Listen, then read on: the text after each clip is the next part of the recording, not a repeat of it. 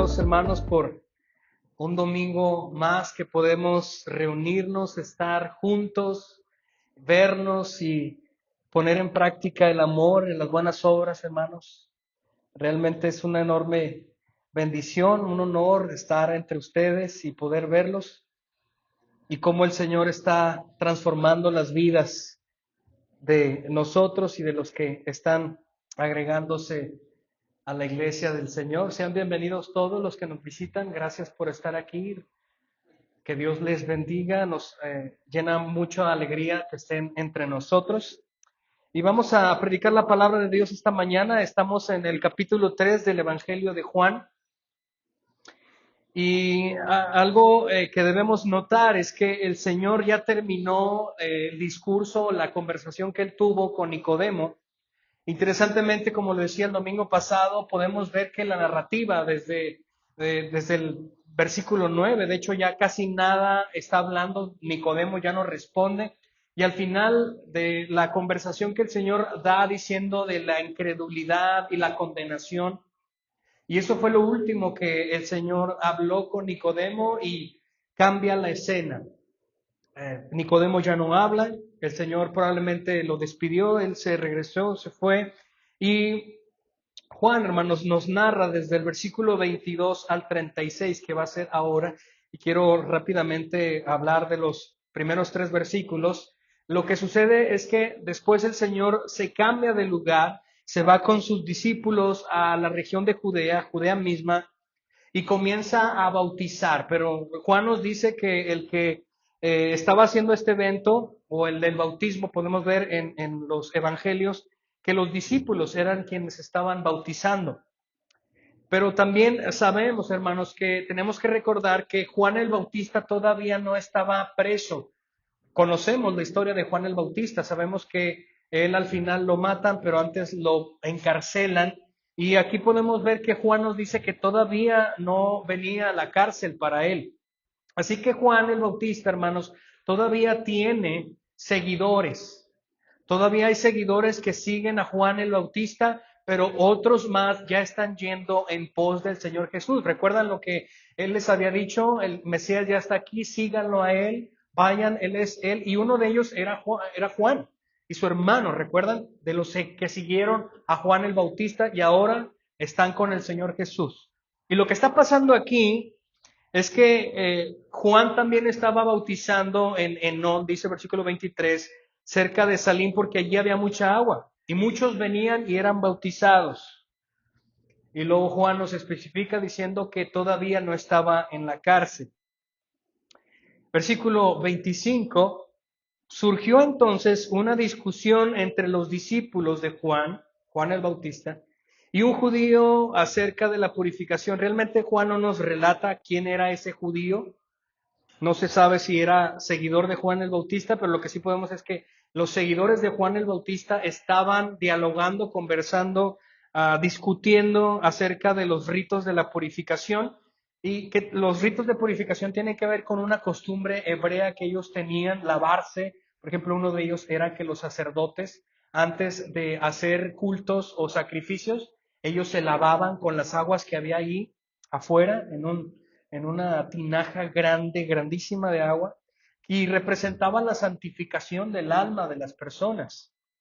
Así que estaban debatiendo, estaba acalorada posiblemente esta discusión y estaban hablando acerca de los ritos de la purificación en contextos de hebreos, de judíos. Y el versículo 26 se desenlaza realmente lo que está pasando aquí. Entonces, estos judíos están ahí dialogando y van con Juan el Bautista y le dicen: Rabí, mira, aquel que estaba contigo al otro lado del Jordán, de quien diste testimonio, está bautizando y todos van a él.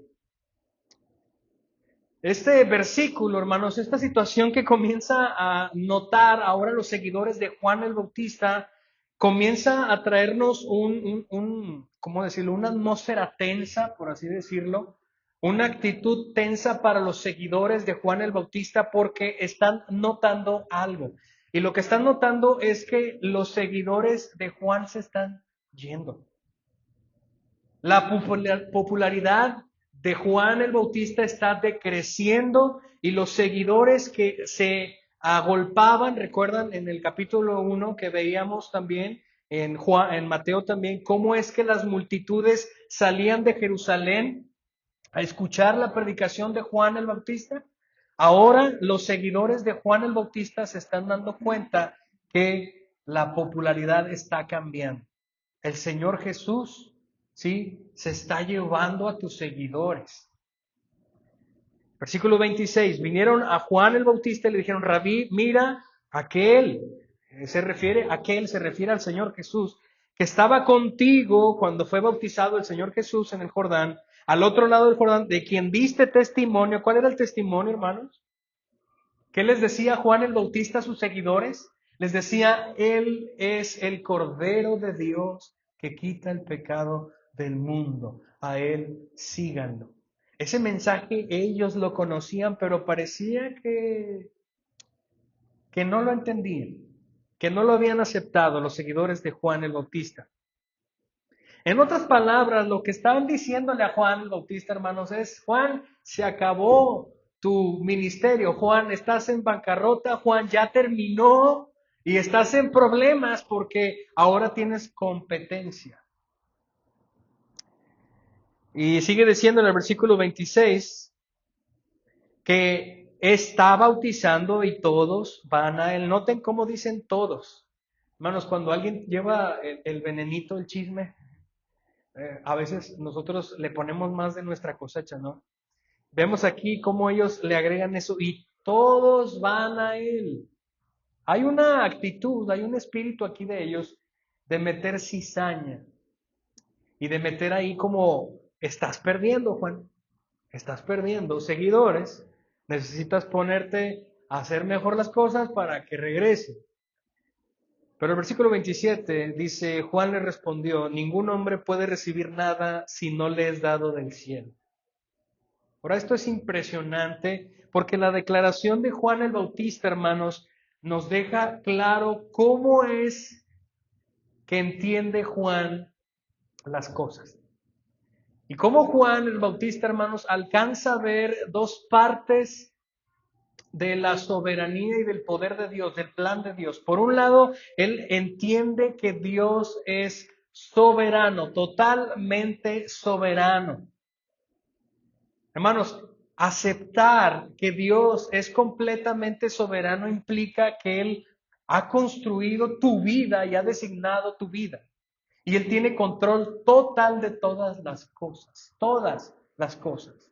Por eso es soberanía, estar por encima de cualquier autoridad, por encima de cualquier líder espiritual, etcétera. Así que Juan entiende que Dios es soberano y Él tiene el derecho absoluto de hacer lo que Él quiera hacer. Pero por otro lado, Él entiende su situación. Él entiende su situación tan humildemente, con una actitud humilde. Juan entiende lo que va a seguir. Su ministerio comienza a desvanecerse y Él lo ha aceptado con una actitud humilde. Ahora, y esto es bastante interesante porque el ministerio de Juan está por terminar. De hecho, la predicación de esta mañana tiene que ver con eso. Hemos titulado esta predicación El comienzo de una nueva etapa en la historia. ¿Recuerdan cuando hablamos acerca de la predicación Voz que clama en el desierto? Y comenzamos esa predicación con una pregunta. Les pregunté, ¿cuál era el último profeta del Antiguo Testamento? ¿Y recuerdan lo que enseñamos? El último es Juan el Bautista. Porque Juan pertenece a una era.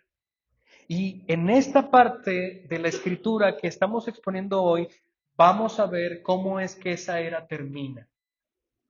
La era de los profetas. La era donde Dios usaba a un profeta para dar a conocer su voluntad, ya está terminando. ¿Por qué? Ahorita vamos a ver por qué. Juan le responde que ningún hombre puede recibir nada si no le es dado del cielo, hermanos. Esto nos deja muy claro la soberanía y el plan de Dios que ejecuta en la vida individual de cada persona. Todo lo que acontece en nuestra vida, todo lo que pasa en nuestra vida, todo sea bueno, sea doloroso, sea malo, sea bueno, en momentos de crisis, de angustias, hermano, aunque no lo quieras aceptar, ha sido porque Dios lo ha decretado así. A Él sea la gloria. Y me encanta cómo Juan entiende esto, cómo Juan se deleita en la soberanía de Dios y cómo Juan tiene un carácter tan humilde. ¿Sabe por qué? Porque muchas de las veces la actitud humana natural que cuando nosotros nos enfrentamos, cuando alguien trata de frustrar nuestros planes, comúnmente no es humildad, ¿verdad? Comúnmente, ¿qué es?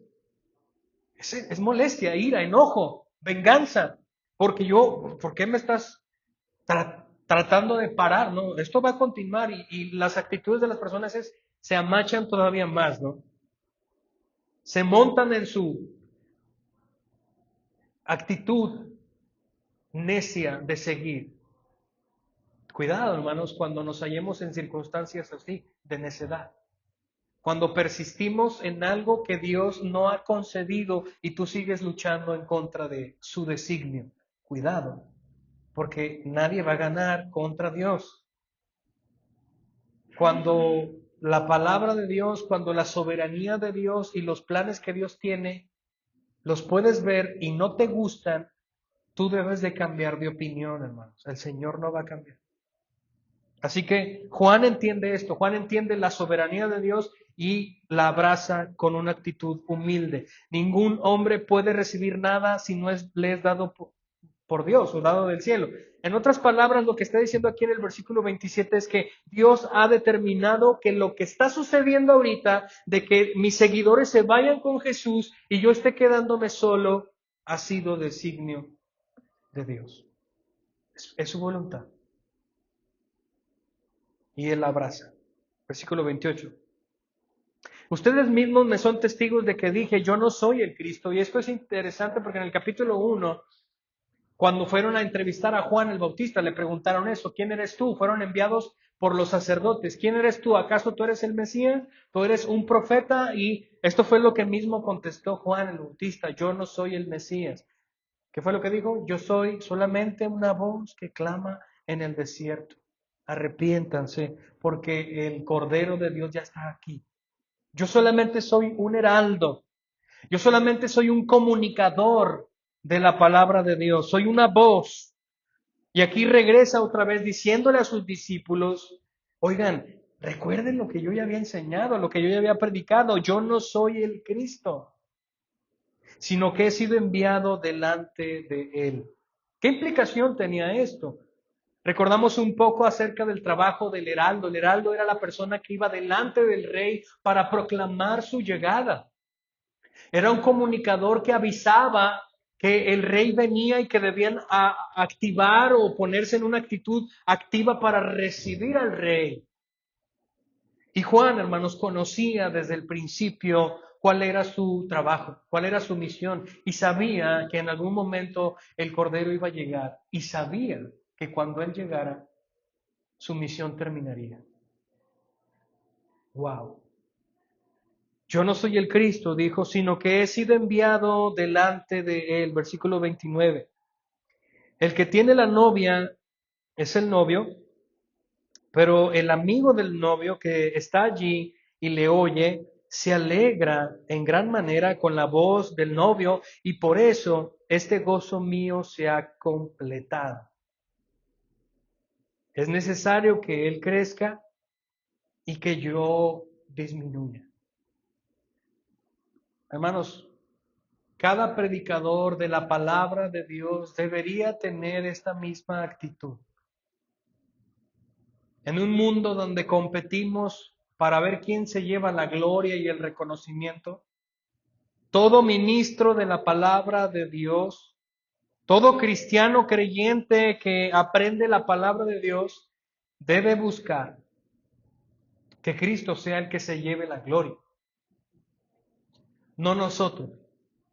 Y realmente, hermanos, es una de las cosas que yo quiero decirles personalmente.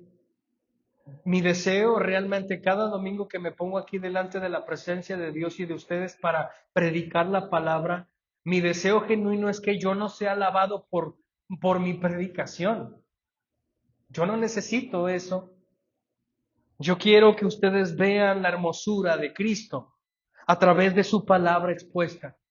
Y tiene que ser así, hermanos. No van a bajar ángeles a proclamar el Evangelio. ¿Saben qué pasó en Hechos capítulo 10?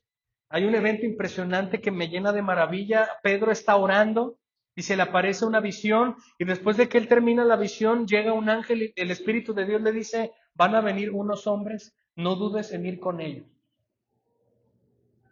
Y después, en ese mismo instante, el Señor se está apareciendo con Cornelio, con un general, con un capitán romano, para decirles, ve y envía hombres a Jope para que traigan a Pedro. Un ángel se le apareció. Mi pregunta es, ¿por qué necesitaban traer a Pedro para que le predicara el Evangelio a Cornelio? Porque si ya está el ángel ahí, no le predica el ángel. No, hermanos.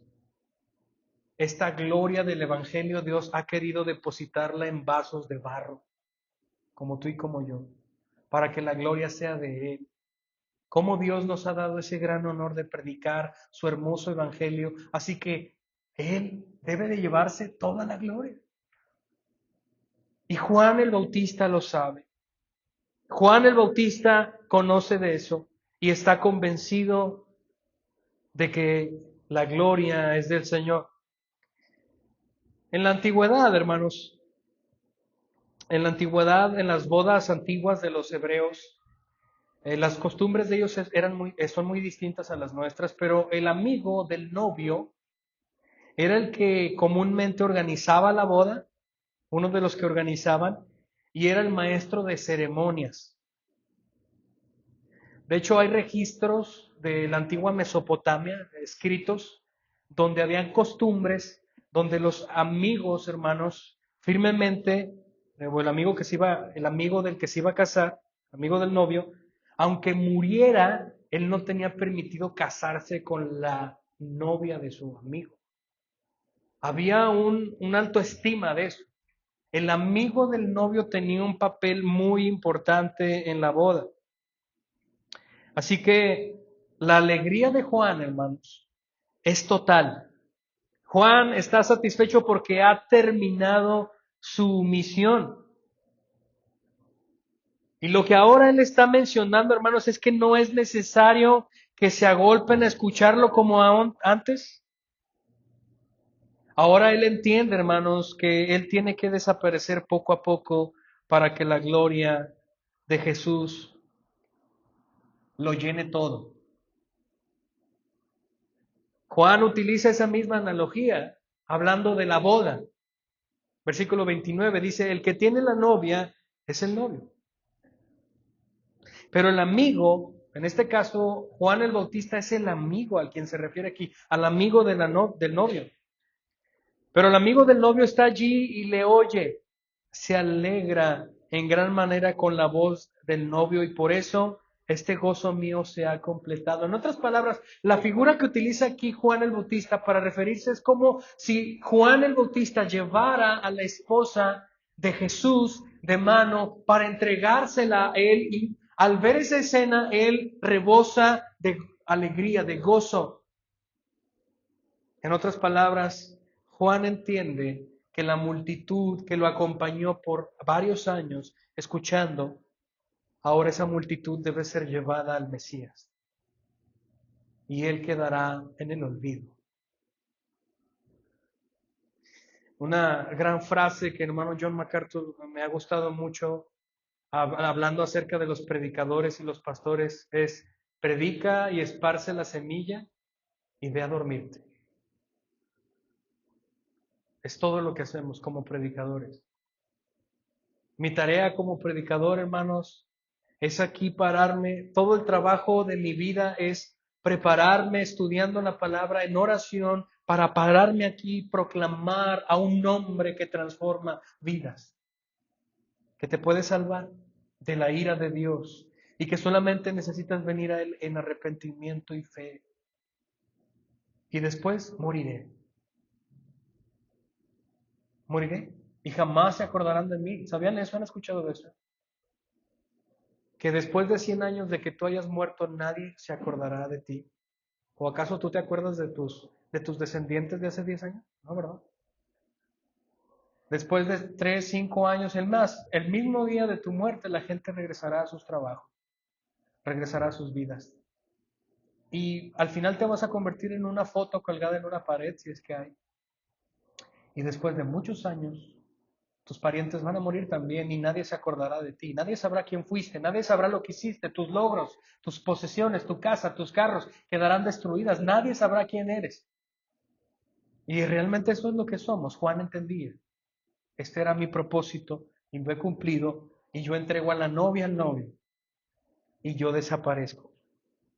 Y me encanta cómo esta frase, hermanos, empodera la humildad y la gloria de Cristo y la humildad de Juan. Versículo 30, es necesario, esa frase es importante, es necesario que yo mengüe y que Él crezca, es necesario que Él crezca y que yo desaparezca. ¿Por qué, hermanos? Porque el trabajo del heraldo, hermanos, no era funciones reales. El trabajo del heraldo es comunicar que viene el rey y buscar que el pueblo le dé la gloria que el rey merece.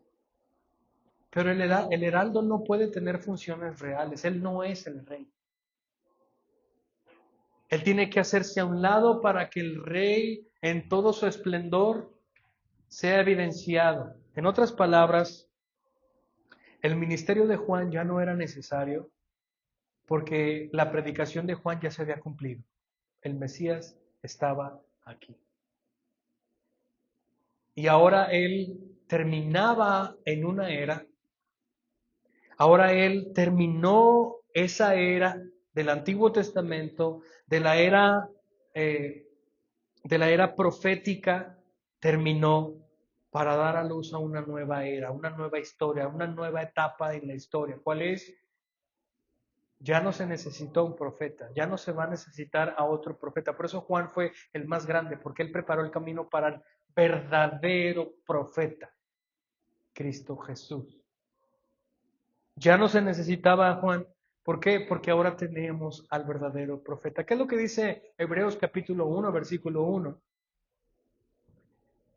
Dice el escritor que en mucho tiempo atrás Dios habló a través de profetas.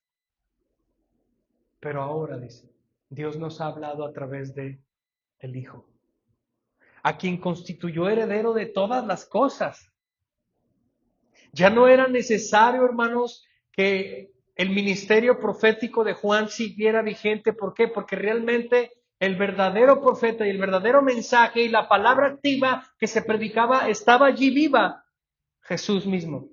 Y de paso, es por eso, hermanos, que hoy día la iglesia de Cristo no necesita profetas.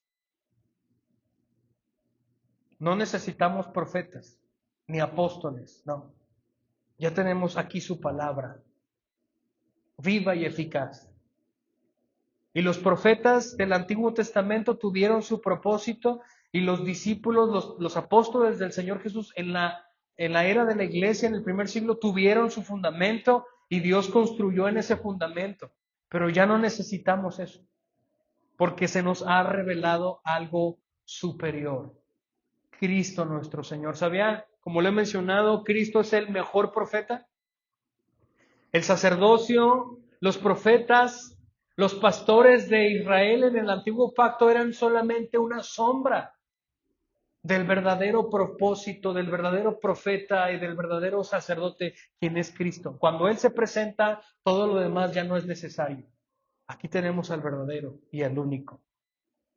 Es por eso que Él dice, es necesario que Él crezca, que su fama, que su gloria crezca, que su ministerio comience y que yo disminuya. Versículo 31, el que procede de arriba está por encima de todos. El que es de la tierra procede de la tierra y de la tierra habla. El que procede del cielo está sobre todos. El último mensaje, hermanos, de Juan el Bautista se resume en estos 5 ideas o 5 ejercicios de los cuales las personas que están escuchando, los seguidores de Juan, deben de poner atención. Recordemos el contexto. Están discutiendo los judíos seguidores de Juan y diciendo que Jesús ya está tomando más importancia, más relevancia. Y ellos llegan con una actitud para decir, necesitas hacer algo al respecto, Juan. Y Juan dice, es necesario que suceda así, que yo vaya desapareciendo para que Él crezca. Porque Dios lo determinó así. Es más, en vez de estar enojado, estoy tan gozoso. Y para estas personas, para estos seguidores que fueron con Juan a decirle, deberías estar enojado, deberías estar comprometido con tu circunstancia, Juan deja aquí 5 razones para que de una vez por todas los seguidores de Juan aceptaran la supremacía de Cristo.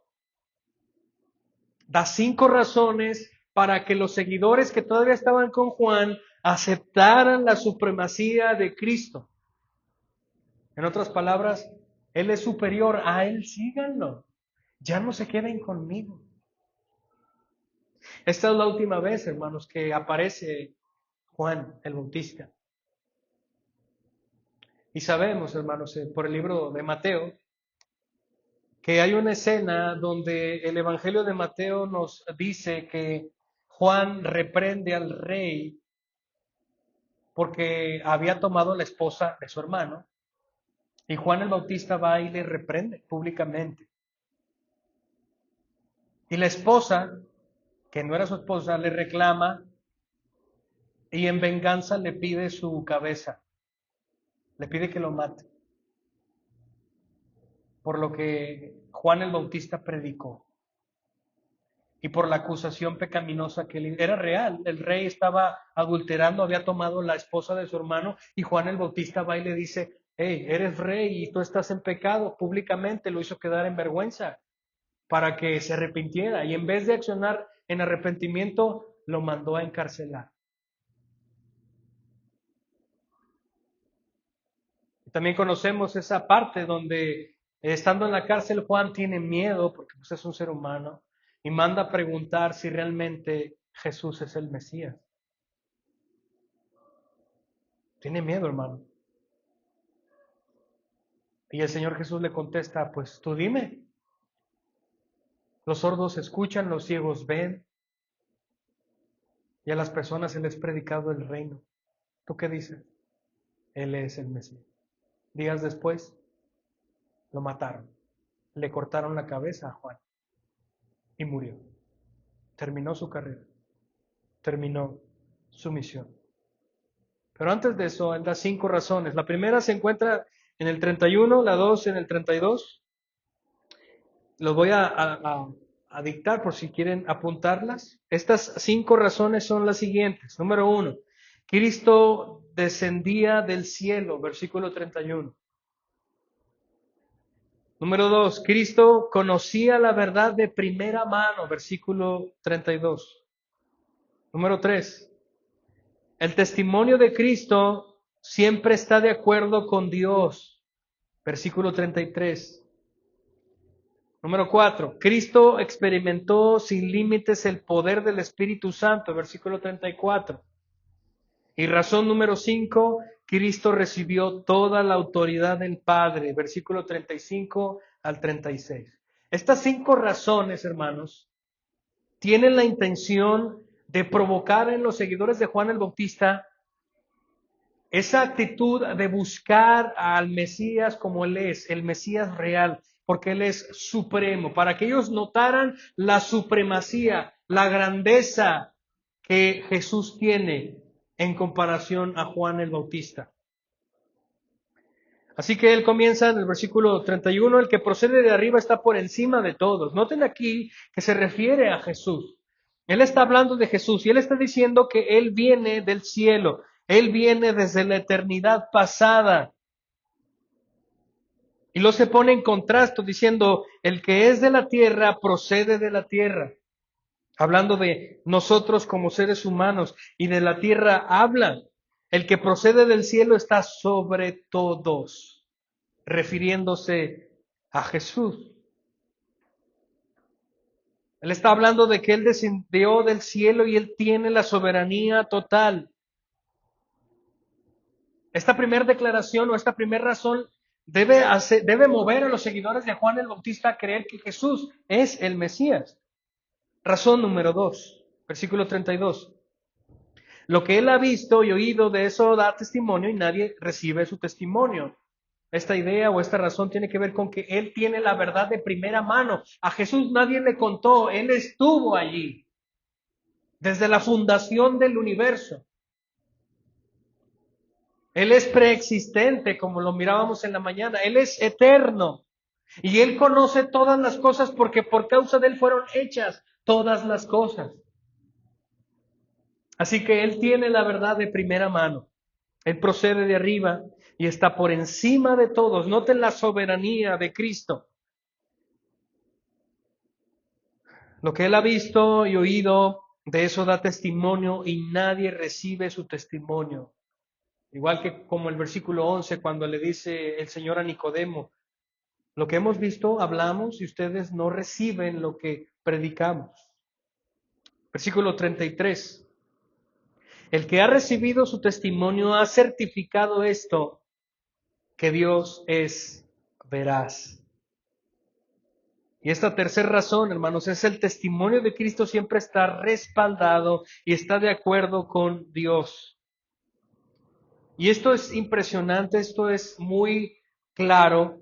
El que recibe esta palabra, el que recibe, tiene esa misma idea que veíamos en el capítulo 1, cuando habló acerca de los que son verdaderos hijos de Dios, ¿recuerda? Aclarando de que no todos son hijos de Dios. En este mundo no todos son hijos de Dios. Todos somos creación de Dios, pero no todos son hijos de Dios. Y dice Juan, solo los que ¿qué? Le recibieron. ¿Y luego qué significa eso? Los que creen que Él es el Hijo de Dios tienen vida eterna. Son hijos. Y Juan el Bautista utiliza esa misma idea aquí. El que ha creído en su testimonio, ha certificado, ha comprobado que Dios es verdad. Ahora, ¿cómo se conectan estas dos ideas? ¿Cómo vemos la veracidad de Dios con aceptar y creer que Cristo es el Hijo de Dios, hermanos? Esto es maravilloso. ¿Por qué? Porque Cristo, hermanos, lleva en sí una misión. Lleva una proclamación del reino. Y cuando Cristo nació en este mundo y comenzó su ministerio se centró en la predicación del carácter del reino, de la gracia del Señor, del carácter de su Padre y de quién era Él. Es por eso que en muchas ocasiones Él dice, Señor, glorifícame con aquella gloria que teníamos, Señor, el Padre y Él y yo somos, ¿qué? Uno. Cuando una persona cree que Cristo es el verdadero Salvador, el Mesías profetizado, va a comprobar que Dios está detrás de todo. Va a comprobar que Dios existe, va a comprobar que Dios está haciendo su obra en el universo. Va a comprobar que Dios ha venido y enviado a su Hijo para salvar. Es una realidad que la misma exposición de Cristo en su predicación y lo que Dios hizo en toda la historia de Israel tienen una misma intención, van para donde mismo, salvar al mundo y dar a conocer el carácter de Dios. Así que solamente van a entender eso los que creen en lo que ha predicado el Señor. Solamente pueden, hermanos, cuando nosotros venimos al conocimiento que transforma nuestras vidas, cuando nosotros creemos en Cristo, porque Dios nos da arrepentimiento y fe, en ese momento que Dios nos da nueva vida y nacemos de nuevo, nosotros comenzamos a ver. Antes de eso estábamos ciegos y pobres. Cuando Dios viene y amplía nuestro conocimiento y quita nuestra ceguera y podemos verle a Él, entendemos realmente quién es Dios, para qué estoy aquí y qué tengo que hacer de aquí en adelante. Solamente es a través de la fe que tú puedes entender el propósito de Dios en tu vida y para que puedas ver su gloria y su hermosura. Solamente es a través de la fe. Porque aquel, versículo 34, a quien Dios ha enviado a su Hijo, habla las palabras de Dios. En muchas ocasiones le pedían, ¿de qué autoridad vienes y hablas? ¿Recuerdan cuando llegó al templo en Jerusalén y qué hizo? Y tumbó todas las mesas. ¿Qué fueron a preguntarle al Señor? A ver, ¿con qué autoridad haces estas cosas? ¿Quién te mandó a hacer esto? Y en muchas ocasiones al Señor Jesús le dijeron, ¿con qué autoridad hablas? Y el Señor contestó, no son mis palabras, sino son palabras de aquel que me envió a hablar, refiriéndose a su Padre. Él llevaba una misión, porque aquel que Dios ha enviado habla las palabras de Dios, pues Él da el Espíritu sin medida. Esta cuarta razón es impresionante también porque Cristo experimentó sin límites el poder del Espíritu Santo. Cuando hablamos de la era pasada, hermanos, cuando Dios seleccionaba a un profeta, le daba la capacidad por el Espíritu Santo para predicar lo que el Señor quería. De hecho, cuando iniciamos esta serie de Juan, vemos que Juan el Bautista fue lleno del Espíritu Santo para predicar el Evangelio, para predicar de Jesús. Y en el Antiguo Testamento podemos ver que Dios elige a sus profetas y les capacita, les da poder, pero es un poder limitado porque no porque el poder de Dios esté limitado, no, sino porque la naturaleza caída de los profetas limitaba eso. El problema está en nosotros, no está en el Señor. Pero a lo que se refiere Juan aquí, hermanos, es que ahora el poder del Espíritu Santo opera en Cristo de una medida total. Porque Cristo no es un ser como nosotros. Él es perfecto. Él no tiene una naturaleza caída. Él es santo, santo, santo. Él es Dios. Así que, pues Él da el Espíritu sin medida. Él tiene el poder de Dios totalmente porque Él es Dios. El Padre ama al Hijo, versículo 35, y ha entregado todas las cosas en su mano.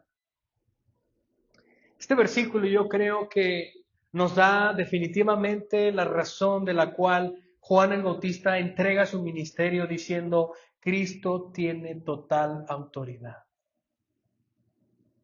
Si pudiera resumir Juan el Bautista de, oye, ¿por qué estás diciendo eso? ¿Por qué tienes que desaparecer? ¿Por qué tu ministerio se está desmoronando? Juan pudiera decir, él debe de tomar su lugar. Total autoridad, supremacía total. El Padre ama al Hijo, hermanos. Esto es algo impresionante. ¿Saben cuánto ama Dios a su Hijo?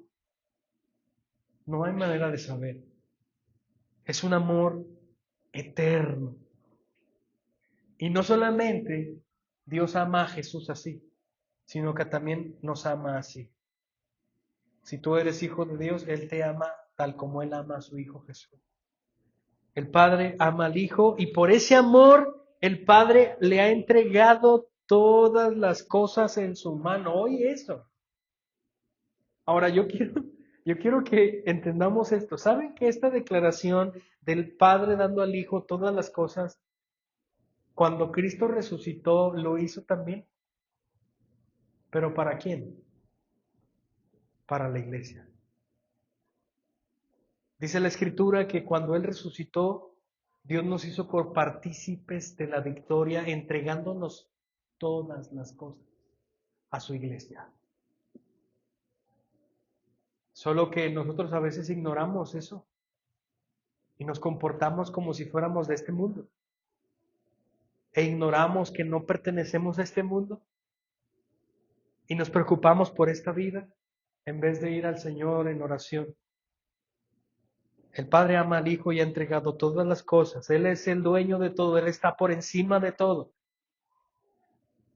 Y razón número 5, y juntamente con la 35, el que cree en el Hijo tiene vida eterna, pero el que no obedece al Hijo no verá la vida, sino que la ira de Dios permanece sobre él. Para cerrar, hermanos, con broche de oro, este capítulo, el capítulo 3, impresionantemente cómo el Señor tiene esta conversación con Nicodemo y cómo Él presenta la predicación y el Evangelio a Nicodemo con su necesidad. ¿Cuál era la necesidad de Nicodemo, hermanos? Nacer de nuevo. Y él no alcanzaba a ver su necesidad. Él no creía en nacer de nuevo porque él se miraba a sí mismo como justo.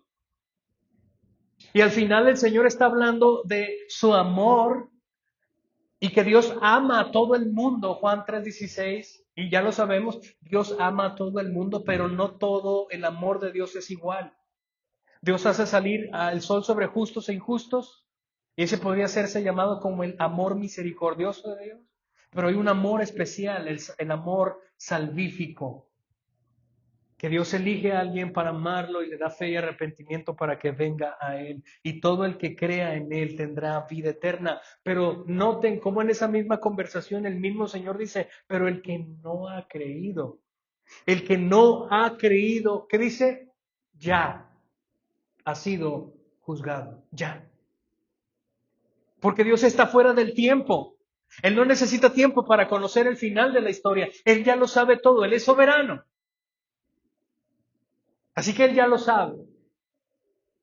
Y el problema de la condenación es tan real, amados hermanos y que nos visitan, es tan real el problema de la condenación por causa justa de nuestro pecado y de nuestra incredulidad, es tan real que una vez más Juan el Bautista, guiado por el Espíritu de Dios, quiere terminar sus últimas palabras con esta idea. Hermanos, el que cree en el Hijo tiene vida eterna. Juan no se cansó, hermanos, de predicar lo que tenía que predicar en sus últimos días, a pesar de que él iba a morir.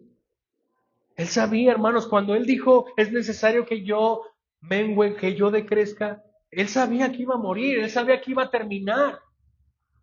Y luego después llegan y lo arrestan, comienza a confirmar su miedo de que el fin está cerca. Y a pesar de eso, él no cambió el mensaje. Él envió a todos a que vieran la hermosura y la gloria del Mesías, de Cristo. Ya no se queden conmigo. Ya no estén conmigo.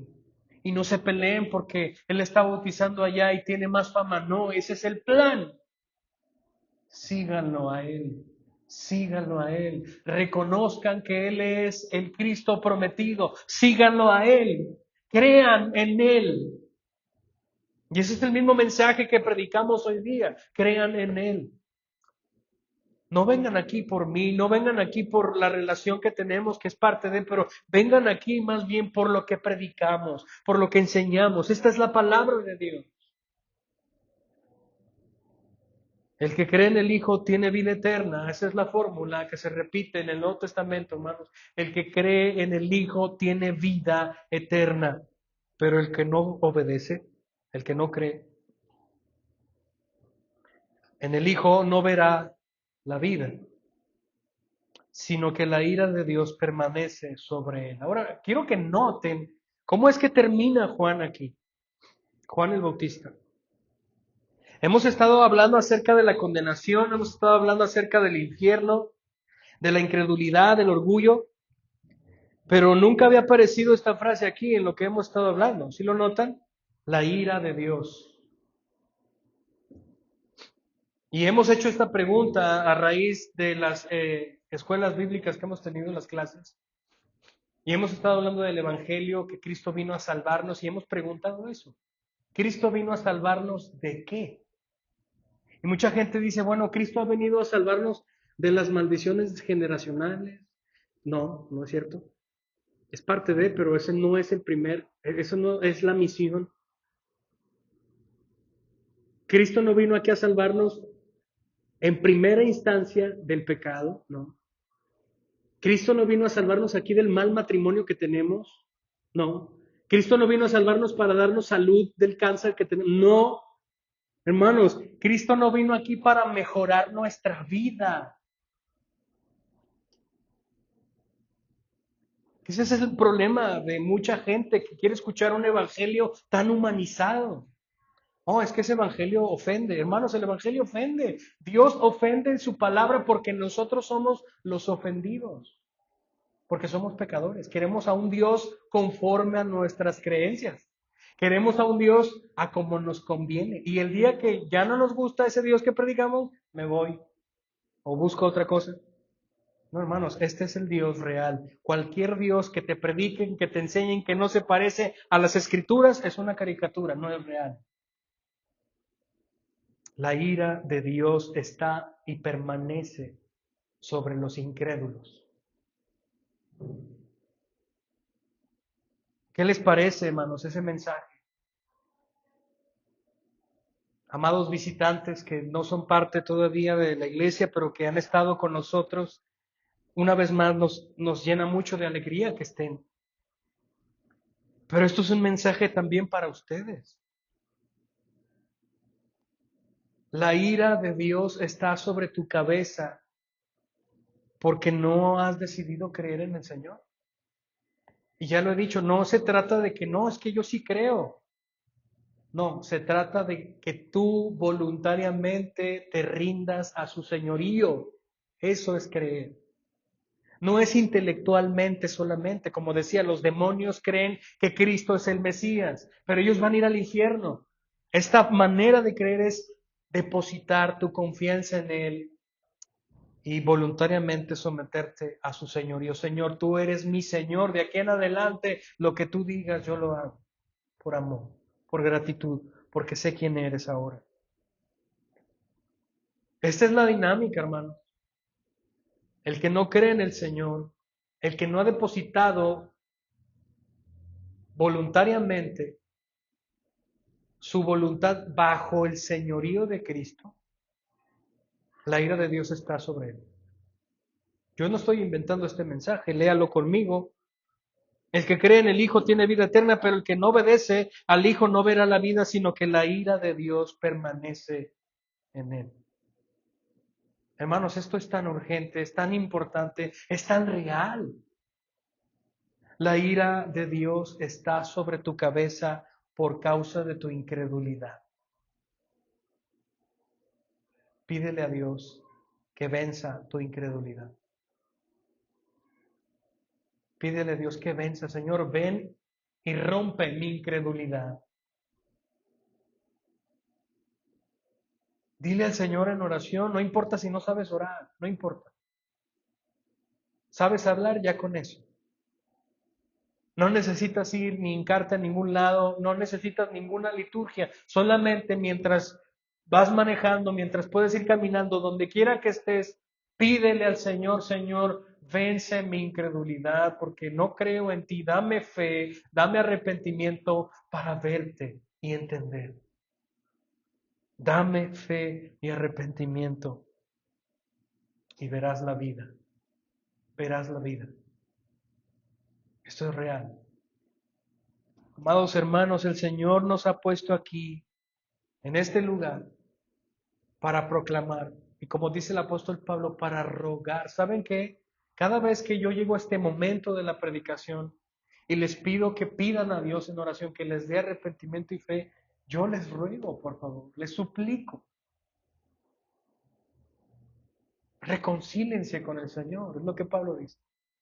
Nuestra predicación es, estamos suplicándole a las personas, por favor, acérquense al Señor, por favor, reconcílense con el Señor, vengan en arrepentimiento y fe. Él es poderoso para salvar. No hay nada que temer, no hay nada de qué avergonzarse. Él es poderoso para salvar y para socorrer. Dios no te tiene asco. Porque mucha gente dice, Señor, pastor, es que sí, yo quiero ir, pero yo creo que estoy muy mal, mi vida está tan mal, y cuando empieza a estar bien, yo voy. Hermano, nunca va a llegar ese momento. Tú no tienes el poder para cambiarte a ti mismo. La verdadera transformación de vida no está en ti, está en el poder de Dios. Ven así como estás. Pastor, es que yo he pecado. Ven así, tu pecado no asusta al Señor. Ven así tal como estás. Porque Él quiere socorrerte. Él puede socorrerte. Y Él sabe cómo hacerlo. Ven, ven a Él. ¿A poco no vendrías? Él es tan hermoso.